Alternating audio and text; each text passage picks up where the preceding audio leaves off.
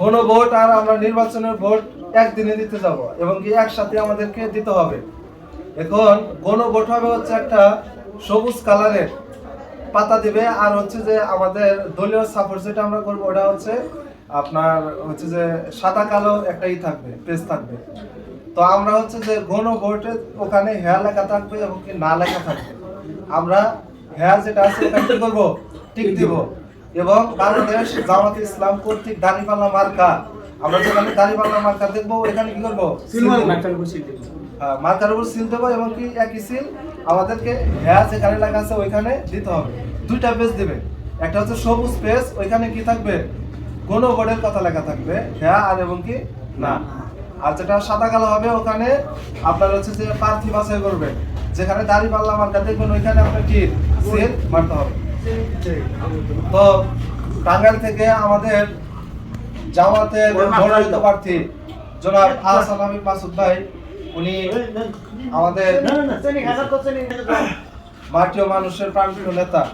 ওনাকে যদি আপনারা একটা করে দাঁড়িপাল্লা মার্কায় ভোট দিয়ে জয়যুক্ত করতে পারেন, ইনশাল্লাহ উনি আশ্বাস করেছেন যে এই টাঙ্গাইল থেকে কোনো প্রকার সন্ত্রাস, চাঁদাবাজ, দুর্নীতি, আপনার হচ্ছে খুন খারাপি, আপনার টেন্ডারবাজি, সকল প্রকার আপনার হচ্ছে অন্যায় কাজ, অশেষ কাজ উনি টাঙ্গাইল থেকে মুক্ত করে টাঙ্গাইল একটি আপনার আধুনিক টাঙ্গাইল হিসাবে উনি গঠন করতে চান। এবং কি আমাদের এই যে নদী কবলিত যে অঞ্চলটা, এখানে হচ্ছে নদী বারে বারে ভেঙে যায়, উনি যদি এমপি হতে পারে উনি নদীর কথা সর্বপ্রথম পার্লামেন্টে তুলে ধরবে এবং এটা কিভাবে একদম স্থায়ী বন্দোবস্ত করা যায় এ সম্পর্কে উনি আলোচনা করবেন। আর বর্তমান সারা বাংলাদেশে যে জামাত ইসলামের একটি গণজোয়ার সৃষ্টি হয়েছে, আপনারা জানেন যে যেখানে যাবেন সেখানে মানুষের মুখে একই কথা যে সব দল দেখছি, এবার আমরা একটা দলকে দেখতে চাই, সেটা হচ্ছে কি জামাত ইসলাম, দাঁড়িপাল্লা।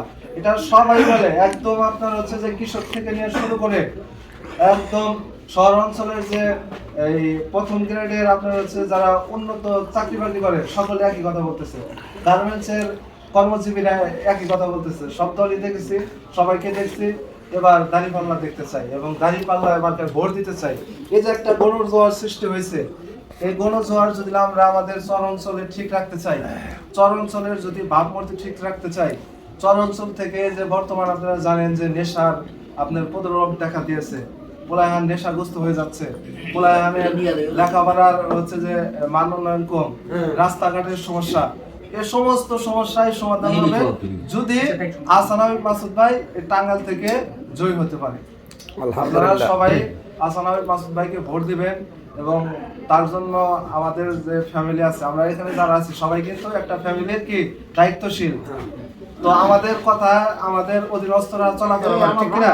ঠিক। তো আমরা সকলে আমাদের ফ্যামিলি যারা আছে প্রত্যেককেই আমরা হচ্ছে যে বাইরে না যায় এবং আমাদের বাড়ির আশেপাশে যারা আছে সকলকে আমাদের ভোটগুলা ধরে রাখার চেষ্টা করতে হবে, আমাদের আত্মীয় স্বজনকে বুঝাইতে হবে এবং ফোন দিয়ে তাদের ভোটগুলা পৌঁছাইতে হবে।